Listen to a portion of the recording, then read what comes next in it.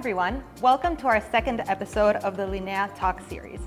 Today, we are honored by Anastasia Soare's presence. Anastasia is the founder and CEO of the incredibly successful Anastasia Beverly Hills Salon and cosmetics company. She's also known as the Eyebrow Queen. Not only is she a highly successful businesswoman, but she is also an overall truly impressive and inspiring person who lives a happy and balanced life.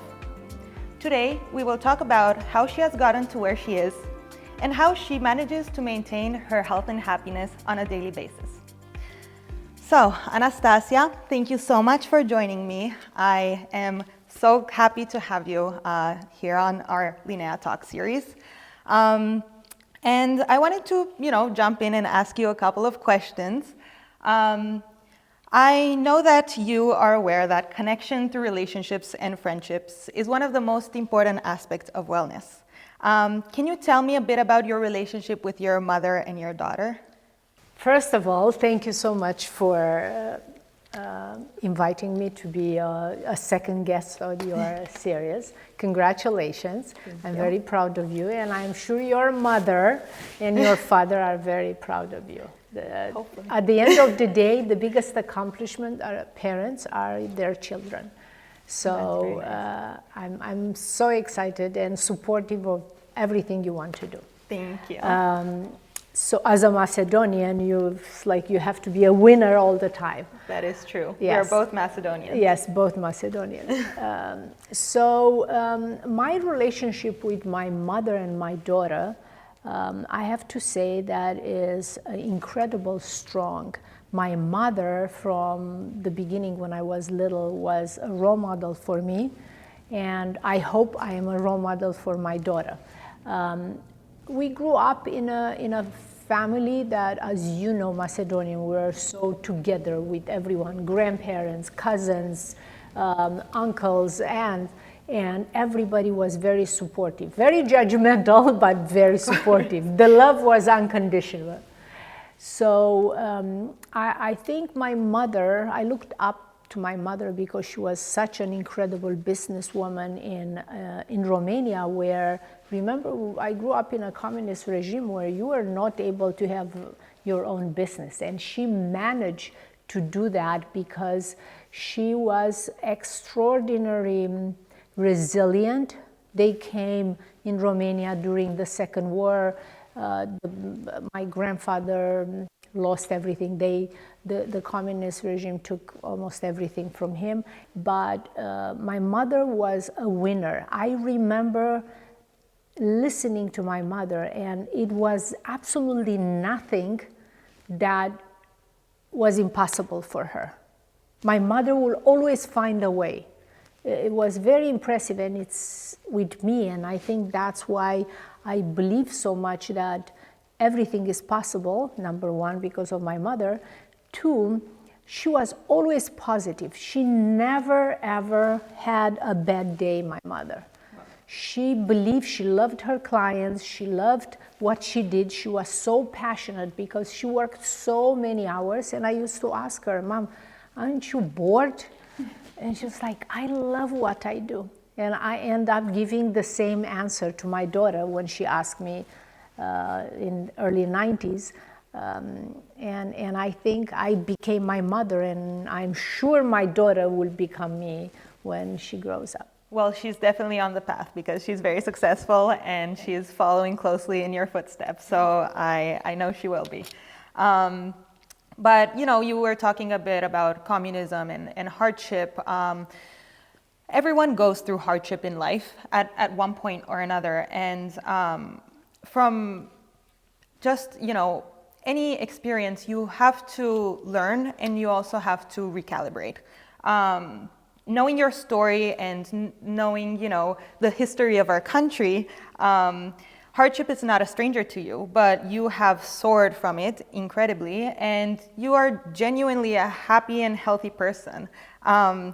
Can you tell us about a time in your life of struggle, how you dealt with that, and how you reached the balance you are at today? Well, when I came in 1989, when I came to United States, I didn't speak the language. I didn't have money. I was lost in space, and I think for the first 6 months, I cried every single day. I wanted to go back. As you know, we couldn't go back because in December, I came in July, and in December was the revolution, and was such an uncertainty in Romania that we couldn't leave. So we decided to wait a little bit until we could go back. But I was devastated, and I started working, and I think I put all my sorrow into my work. And always I have to say that my work, I turn my work into my passion, and I think this is what gives me the most joy, and this is what keeps me positive and happy every day. Doing what you love is so important, and if you can't change what you do, learning to love what you're doing already. So, you know, that's come to show because you have grown an incredibly successful business, and as Romanians, we are all, you know, so proud to see you. And but I was wondering, you know, what are some tips that you would give someone who is at the beginning of this starting a business journey? If you decide to go on your own and start a business, I think it's better to do your homework before you start. I start my own business and was not easy, and I have to give you this advice. If you want to be your own boss, is never a dull moment. It doesn't matter if you are at the beginning or you are on top. It's always hard work. It's always struggle, it's challenges, but the key is if you love what you do, it's easier to go through. Every day is a problem, because this is what life is, this is what business is. You need to learn how to deal with problems, how to solve problems, I should say. Regarding, you know, some health topics, now to switch to a lighter note, I have noticed from both following on you on social media and from having had the pleasure to know you from a very long time, that you care about nutrition and you eat healthy most of the time, but you do allow yourself to indulge in certain situations. How do you strike that balance, and how do you find a way of eating that is partly guided by pleasure and partly guided by what you know is healthy? I think comes back to my childhood. We grew up in Romania with my grandmother that cooked every day fresh food, and my mother the same.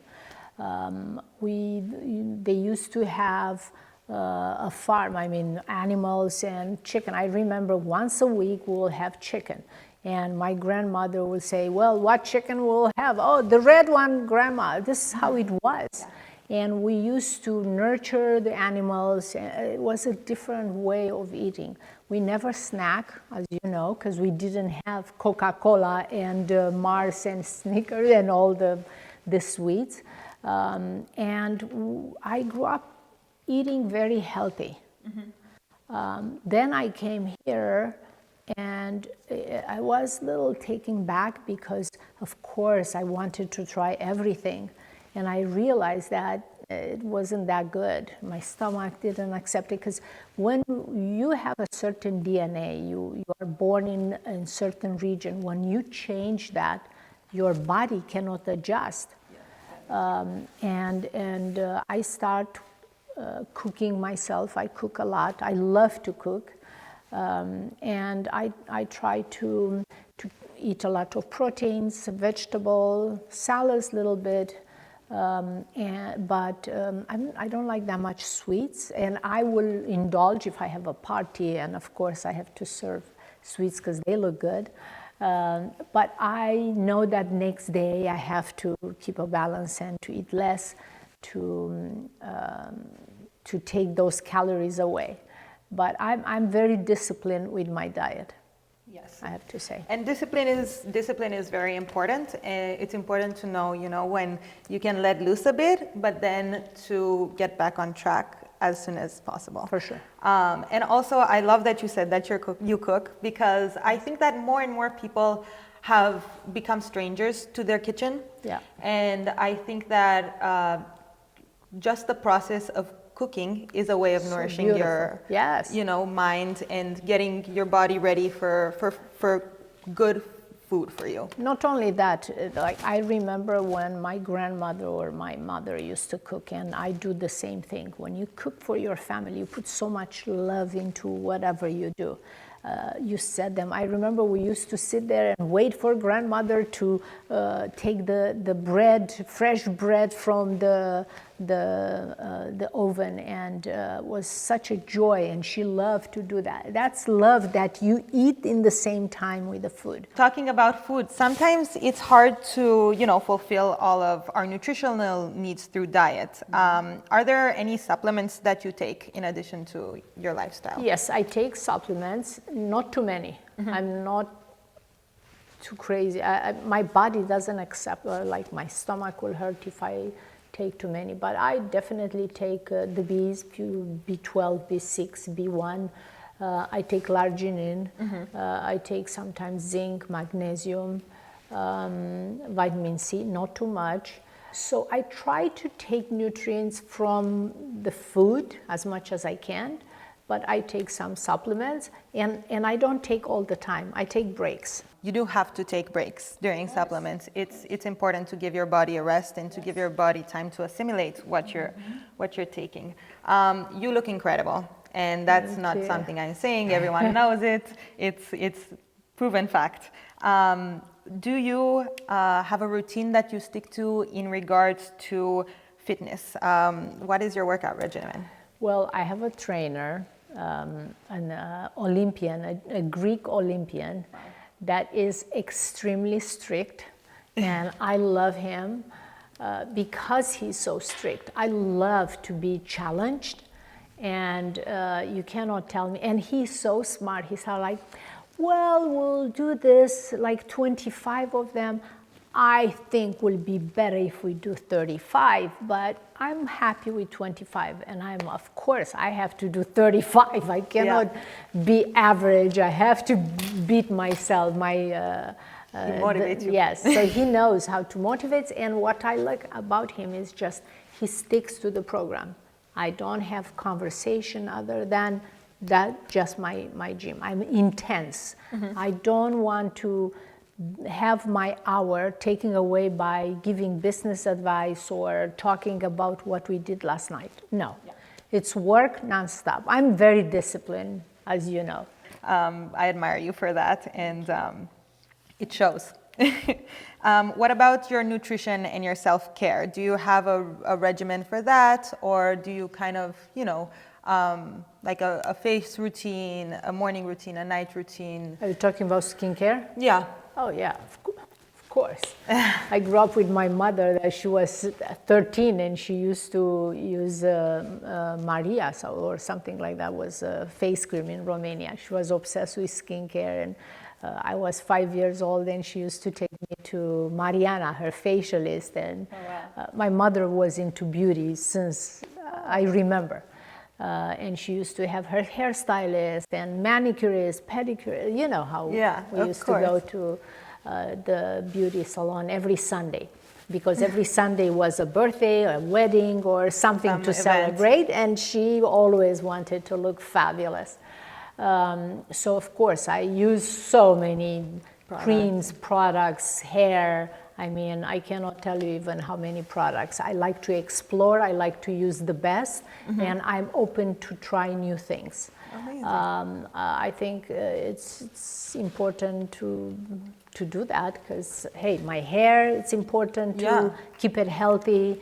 When you're away, how do you manage to keep your routine, like when you don't have your trainer, or what do you do instead to make sure you feel good and stay healthy?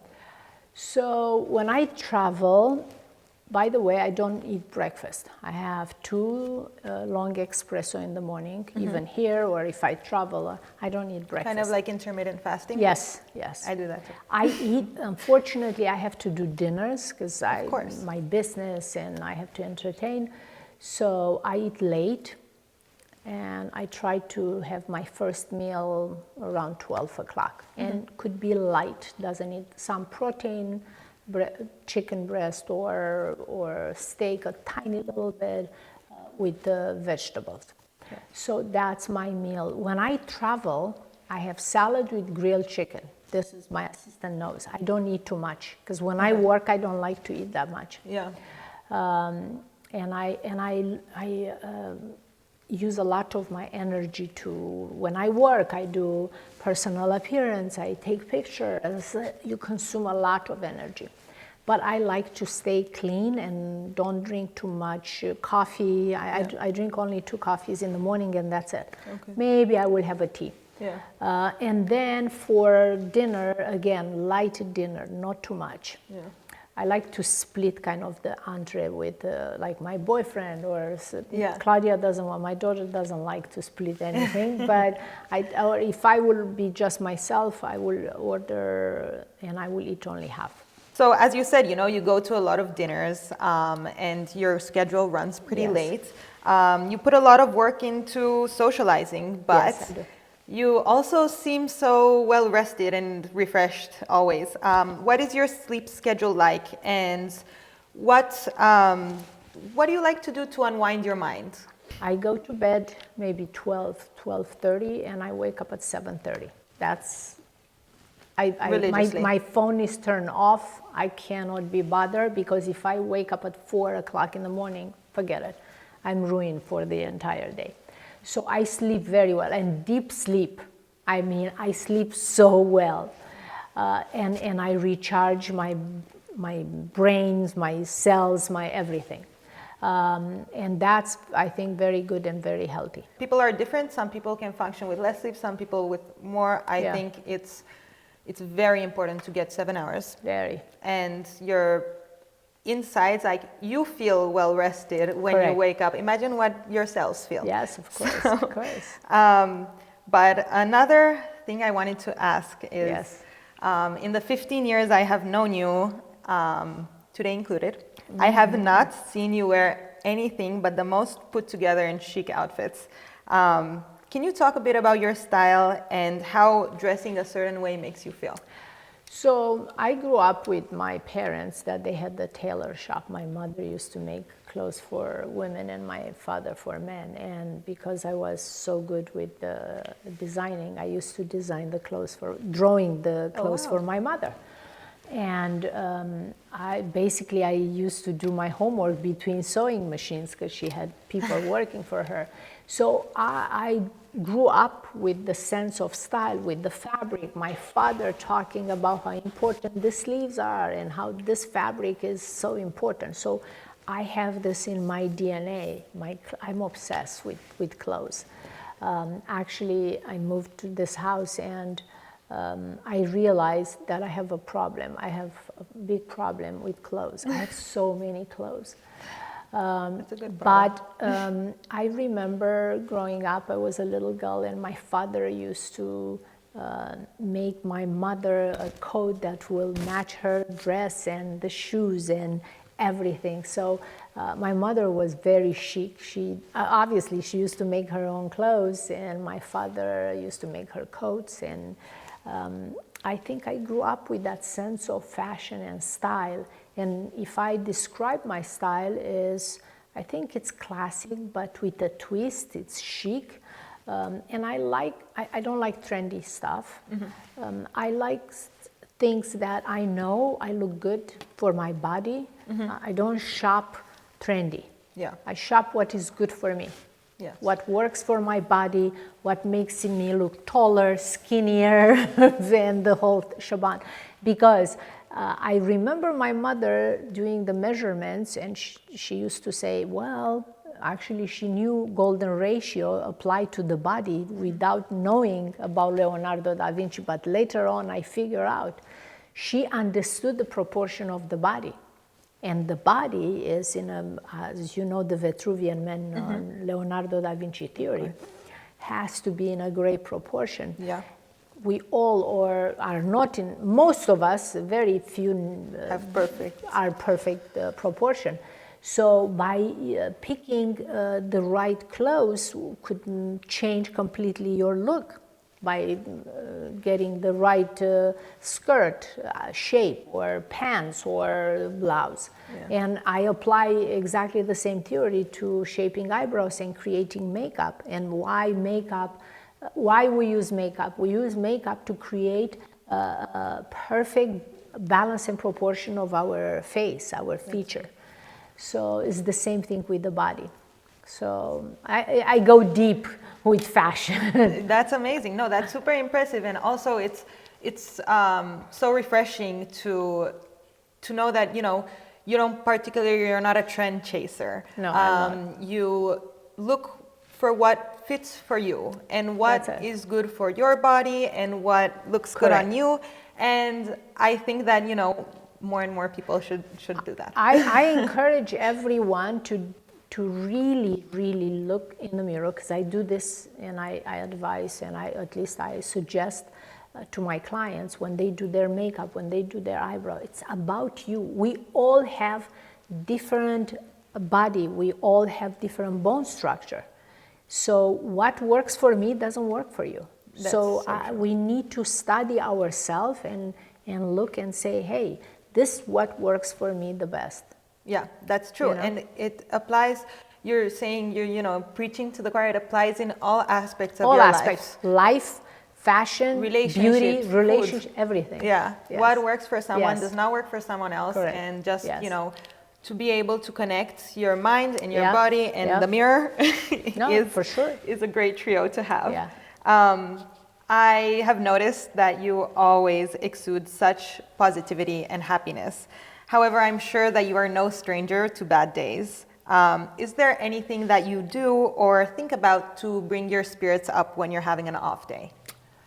Yeah, I do. Of course, I have off days. But to me, I think I train myself and my mind to have a challenge, and my first thing in mind is how I will solve this problem. Of course, maybe I'm mad, maybe I'm not happy what happened, but then once I'm going to find A, B, and C, few options that I will try to apply to solve the problem, then I kind of don't think about it. Past is not important for me. I think the future, what I'm going to do today, what I'm going to do in the future is more important to me. And secondly, I think I came from Romania in a communist regime. You don't know because you were not born, but your mother knows. The struggle that we have, the hardship that we have. And still people, I remember my neighbors, they didn't have meat to eat, or they will be for 5 hours, 6 hours to get a chicken for their family. And every Sunday they will put the music, have a beer, and they will dance and they will be happy. Nobody was stressed in Romania. They were upset maybe, but you will never hear, oh my God, I'm so stressed. Probably they didn't even have food to put for the family. Yeah. But still they had that spirit. Yeah. I think,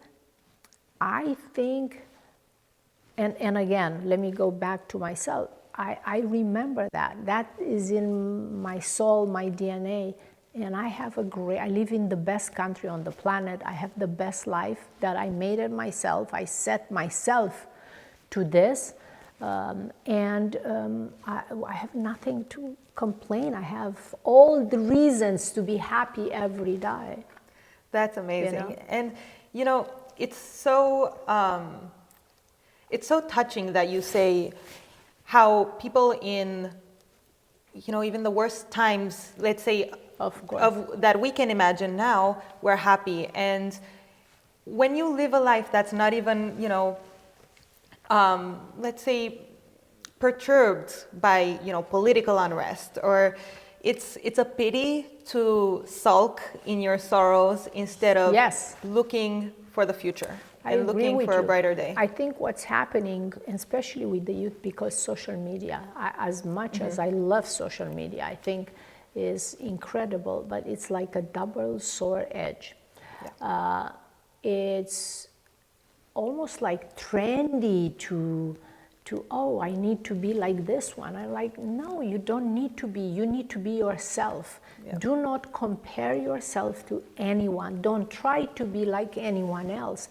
Find some people that you look up to and translate into your own life what works for you. And all this, I'm depressed. I wanted to say a bad word right now. You are 20 years old. You have everything lay for you. Yeah. Go to school, go and learn instead of hiding yourself with that cell. And I love it. I'm myself into that social media, but I put off that and I look at my life. I want to see what I want. I don't care. I don't need to be like somebody else. Yeah. I don't care to be judged. The reason why I left Romania is to not be judged and to have the freedom to do what I want. Yeah. Well, here you have the freedom, but yourselves, or the young people, are, I think, keeping themselves hostage. Yeah. Trying to be like somebody else, being sensitive that somebody said, I don't know, because, young people, this is how they are. They want to hurt the other ones or validation. You don't need any validation. Yeah. Go and learn. Mm-hmm. Go and learn from school, read. You have the internet right now, you could learn so much. Or go to your teacher, find out how you could enhance your life. Yeah. Because nobody could do it for you. And it's so important in life to be authentic and to have freedom. Absolutely. Because if you are authentic, nothing, will be nothing will come in your way because you're yourself. For sure. And you have made the decisions that you've made with knowledge that they're your own. Yeah. And, I think that's very valuable what you're saying. Everyone who has had the pleasure to meet you and honor to meet you unanimously loves you. Thanks. Whether these are your friends, acquaintances, or business partners, you are clearly extremely charismatic. So I wanted to ask, how do you think you have managed to use your charisma as such an integral asset of your success? Because I'm real. I don't fake anything. It's who I am. Yeah. I'm positive. I want every woman to look the best. I want to help. I genuinely want to help other people. So I'm very authentic. There's nothing fake about me. Yeah. So I use it because genuinely, this is who I am. Yeah. That's amazing. And I think, you're such an inspiration for younger girls and older women just to be unapologetically themselves. Yeah, and you know what? I'm not perfect. No one is. I'm not perfect. Yeah. I do mistakes. I've done so many mistakes in my life, but this is who I am. Were you always like this, or do you do anything to reach this place of open-mindedness and flexibility? I think I learned this from my mother. My mother was very resilient and very adaptable. Like I said, she will never take no as an answer. And if she could, she was not even a question in her mind that, I can do this. Was impossible. Yeah. So it's a mentality that you're bred I grew with. Up. Yes.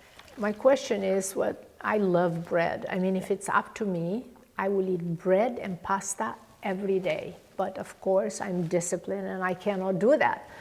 What's your suggestion? Do you like pasta that is gluten-free, or what bread do you eat? It's most important to find healthy substitutes when you can. Because, as you said, I love bread and pasta too, but to eat it all day, every day, we wouldn't look like this. So what I do is, I allow myself to have it once in a while, the white bread and the white pasta. But what I do when I, would like some pasta or some bread, I love Ezekiel bread. I think it's very good. It's very healthy. It's a sprouted grain bread. So funny. I just picked up today. I went to Bristol Farm and it's what I got. It's the I never best. tried it, but I love it. Yeah? You should toast Okay, it, good. and it's very Great. good. And in terms of pasta, I like to replace my pasta with brown rice pasta or chickpea pasta. Yeah. And they have a lot of protein. They're still very good in taste. But you're eating something a bit healthier. Yeah. And you're still getting your comfort food. But it's important to balance the two. Not fully cut out the white pasta and the white bread, but definitely that is something that is considered an indulgence and shouldn't, be had every day. Yeah. So Thank you. I will definitely try the bread because Yeah. I just bought it today. I'm excited So for you. funny. Thank you. Well, Thank you so much, darling, for Thank you for coming. this interview, and good luck with Thank you. your journey, and I wish all the best. Thank you. I really appreciate it, and thank you so much for your time. Of course, This was and I amazing. wish the best to you and everybody that is watching. Thank you.